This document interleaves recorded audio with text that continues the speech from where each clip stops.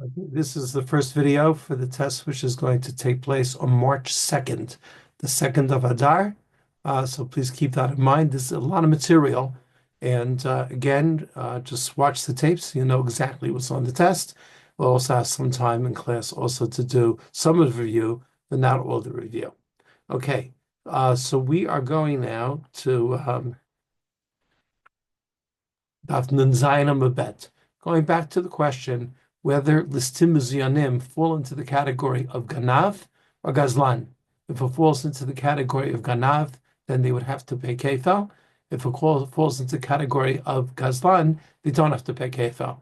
If you recall, we said a ganav pays kefel because he's scared of people, but not scared of HaKadosh Baruch Hu, because he's hiding out and does things surreptitiously and doesn't think Hashem sees anything.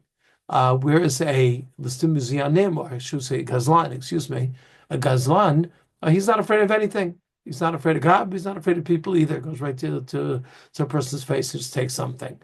Listim muzyan falls in the middle because he's out there. We may know who he is. He may have a mask. I don't know. But he has a weapon, so obviously he's scared of people, but certainly not scared of the Rebbeinu Shalom. So the Gemara is not going to try to prove it from a number of sources. There's a halacha of shlichut yad, that if the shomer chinam goes ahead, that's the one that does it for free. If he goes ahead and uses the object, even if he places it back afterwards, he's going to be responsible. The question is, does the shomer sachar have the same halacha? If you're being paid to watch it, do you have that same halacha of shlichut yad, that if you use it, you're automatically going to be responsible? So you would think yes. And the Mishnah, there's a brisa, the Gemara quotes right at the beginning of Nanzan Babet, Lo mamar b'shom mechinan shekei mishalin tashlut mekefel, tomar b'shom masachar she'enu mishalin tashlut mekefel. Oh, wait a second, not so simple. Maybe a shomer chinam is machamur, is strict to the shomer sachar, because we find the shomer chinam has the possibility of kefel.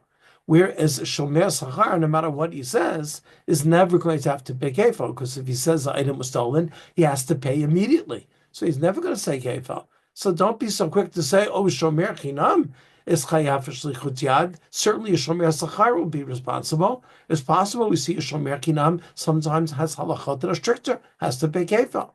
Says the Gemara, wait a second. But if you think that listim muzyan is considered to be a ganav and has to pay kefal, nimsa b'shomer sachar mishalin tzoshlomei kefal. A shomer sachar can pay kefal. What is the surprise to saying no? A shomer chinam is machamor because it can pay kefal, but a shomer sachar never pays kefal. A shomer sachar can pay kefal. What case? B'toein ta'anat listim muzyan. If the shomer sachar, if the owner comes to the shomer sachar and says, "Where's my 1,000 shekel you're watching?" And he says, "You're not going to believe it. It was stolen by armed robbers, and they came, they threatened me and everything else." And it turns out to be one big fat lie. Then the shomer sachar would have to go ahead and pay kefil. So what are you saying? That shomer chinam is more chamor? Shomer sachar also pays kefil. Amalei. So Rav Yosef can answer. Achika Amar. This is way to understand the Braita. Lo mamar b'shomer chinam shekei b'shalin kefil b'chol ta'anotav. Now shomer chinam that pays kefil no matter what he says. He says it was stolen, and then it turns out that he stole it. He pays kefil. He says it was timzuyanim. It turns out that he stole it. He pays kefil. Tomar b'shomer sachar she'enu mishalin tashlumei kefil b'toin ta'anat listim muzyan. Maybe shomer sachar is different because he'll only pay kefil in one case, and that's if he claims that it was listim muzyanim. But if he claims it was stolen, he just pays the principal amount. He pays what's called the keren, just the actual amount. So that's what the Braita has in mind, that the shomer chinam is more than shomer sachar because he pays kefil more often. But indeed, the shomer sachar may have a case where he would pay kefil as well. So I'm unable to bring a proof in this particular Braita. So Gemara brings another Braita, which seems to prove that a shomer sachar does not pay kefil. In other words, by listim muzyanim, don't pay kefil. V'nishbar omet. So we have a halacha by shomer sachar that if the animal goes ahead and the animal, not by shomer sachar, by shoel, by a borrower, if the animal breaks down, nishbar omet, just has a heart attack, that the shoel, that the borrower is responsible.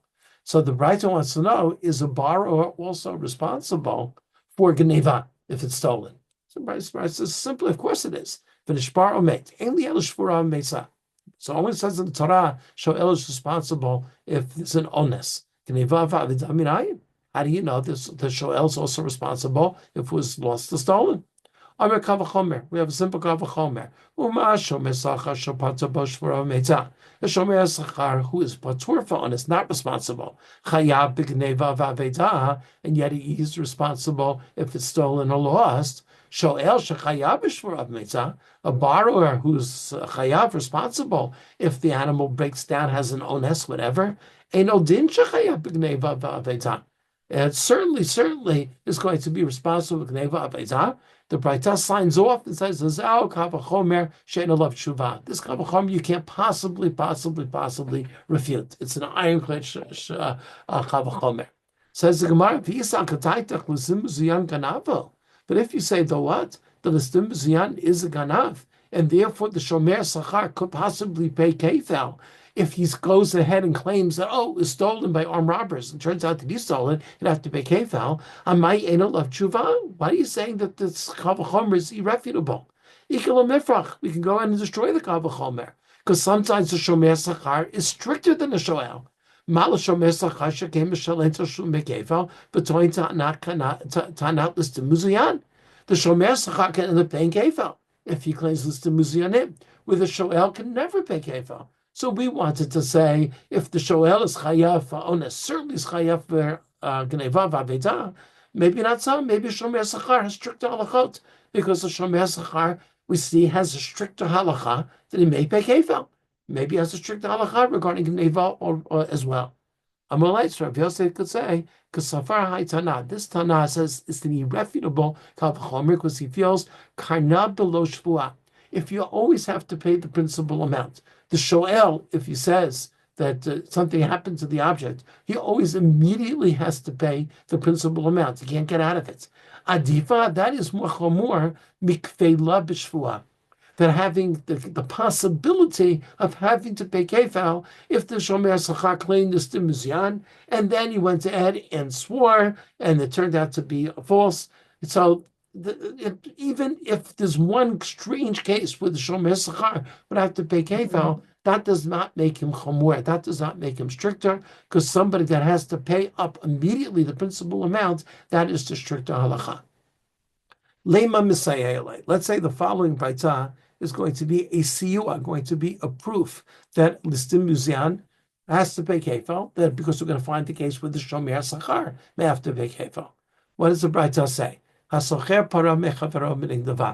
somebody rents a para from his friend and it's stolen, and the guy says, the guy who was rented says, okay, I'm going to pay you. And now the ganav is found, and the ganav has to pay kefal. Who gets the kefal? The socher, the renter, gets the kefal because he was going to pay. See, so in essence, he buys the rights to the kefal. Okay, so the Gemara first says, so Ruach Rav Yehuda, we're first going to say that this Braita is like Rav Yehuda. So I'm a socher can say sachar dami, that the socher is equal to a shomer sachar. Whatever is true by shomer sachar is true by a renter as well. That's the same halacha. And from the fact that this Braita says that socher comes forward and that the animal was stolen, he says, I'm going to pay and I'm not going to swear. Listen, you have no choice but to pay. Apparently, Michlal, Dibai, apparently we see from here that if he wanted to, somehow, some way, he could have gotten out of it by swearing. How could he possibly get out of this by swearing? He's responsible for Geneva. Heki dummy, what's going to be the case? What happened is that this socher goes ahead and says, you're not going to believe it. I rented the car from you, and then these armed robbers came, and they stole my keys, they stole the car. You're not going to believe it. And really, this is an onus. I'm not responsible, but I don't want to go through everything or taking shvuot. I'm just going to say, I'm going to pay you. And it says in the Braita, in essence, what happened? We find the guy that did it. And what happens? And this ganav has to pay Tashul Mekefel. So apparently this ganav is not just the regular ganav, it's a listim mizyan. Because if it was just a regular ganav, the socher would not have had the option to say, I'm going to swear. And in this Braita, he says, oh, I'm going to pay and not swear. Apparently he could have sworn. And so we see that when you this ganav is found, which is the listim muzian, shma mina, listim muzian ganavu. So apparently this mystery ganav is listim muzian, and we find that listim muzian is in the category of ganav, and therefore he would have to pay kefil. Comes the Gemara says, Amri, we can destroy this. Who told you that the Braita is going like Rav Yehuda, who says that a renter has all the halachot of a shomer sachar? So Rav Meir severely. Maybe this Braita is going according to the opinion of Rav Meir. So Amar socher kashomer sichinam tami. The socher, the renter, has the same halachot to shomer chinam. Therefore, it's just a regular ganav, and the socher says it was stolen, and he has the option to swear because he has the same halachot of shomer chinam. Ibarema, or I'll give you another way to get out of it. Get the machlif Rabba bar of O. Rabba Bar said he reversed Rav Yehuda and Rav Meir because we generally feel Rav Yehuda is right, and he had, according to his misarah, according to his tradition, the Rav Yehuda v'tani socher ketzam mishalem. How does a renter pay? Rav Meir omer kashomer sachar. Rav Meir was the one that says he's like a shomer sachar and responsible for gneva. Rav Yehuda omer kashomer chinam. So really, our Braita is going like Rav Yehuda, and the socher is a shomer chinam. It was just a regular, everyday robbery. It was a ganav, no listim muzian, and that's why the ganav is caught. He has to pay kefa. But listim muzian, I don't know from here anything. Rav Zera Omar. Rav Zera said, what happened in this Braita? I'll tell you what happened. What happened over here? But so ain't not listim muzian. What really happened is that the socher, the renter, went ahead and claimed it was armed robbery. He claimed it's armed robbery, and therefore he's claiming that he should be patur. He should not be responsible because it was an onus. But he said, you know what? I'm going to pay. I'm not going to swear. I'm going to pay. And then, why is this ganav paying kefal? Because it turned out that they did some investigation, and they found that it wasn't armed robbery at all. It was regular robbery. And therefore, the ganav, when he's caught, has to pay kefal. But there's no proof here that listim muzianim would have to pay kefal. Okay, it's tape 1.